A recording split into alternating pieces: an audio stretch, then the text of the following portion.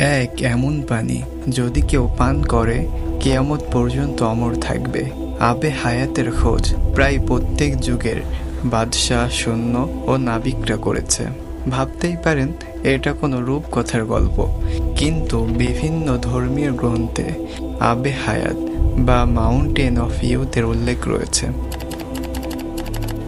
পৃথিবীর শুরু থেকেই এমন কিছু ধনী ও ক্ষমতাবান লোক রয়েছে, তারা মৃত্যুর ভয় নিয়ে চলাফেরা করত। তাদের আগ্রহের কেন্দ্রবিন্দুতে ছিল আবে হায়াত। এই বিশাল ভিড়ের মধ্যে একজন ছিল ভিন্ন, জুলকারনাইন। জুলকারনাইন আল্লাহ তাআলার নেক বান্দা ও সৎ বাদশাহ ছিলেন। তিনি দীর্ঘ আয়ু কামনা করেছিলেন এই জন্য যে এক আল্লাহ তাআলার ইবাদত করবে। রাফাইল নামক এক ফেরেশতা জুলকারনাইনকে জানালেন, আল্লাহ সুবহানাহু ওয়া তাআলা এমন এক নিদর্শন সৃষ্টি করেছেন যার নাম আবে হায়াত। যদি কেউ এই পানি পান করে তাহলে কিয়ামত পর্যন্ত জীবিত থাকবে। জুলকারনাইন জানতে চাইলেন জায়গাটি কোথায়।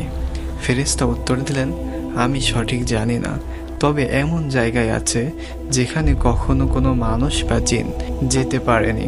জুলকারনাইন সৈন্য আর মন্ত্রী পরিষদ সাথে নিয়ে আবে হায়াতের খোঁজে বেরিয়ে পড়লেন। এত মানুষের ভিড়ে এক শ্রেষ্ঠ মানব ছিল, নাম হযরত খিজির। নামটি মনে রাখবেন। জুলকারনাইন সৈন্যদের সাথে নিয়ে প্রায় 12 বছর পশ্চিমে অগ্রসর হলো। অবিশ্বাস্য এক সফরের পরে আঁধারে ঘেরা এক স্থানে পৌঁছালো।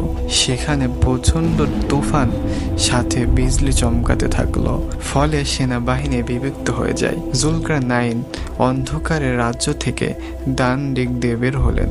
অন্যদিকে খিজির আলাইহিস সালাম পথ ভুলে আবে হায়াতের ঝর্ণার নিকটে পৌঁছালো। পিপাসিত থাকার দরুন তিনি সেখান থেকে পান করলেন, গোসল করলেন। আবে হায়াত পান করার কারণে তিনি কিয়ামত পর্যন্ত হায়াত পেলেন। সুবহানাল্লাহ।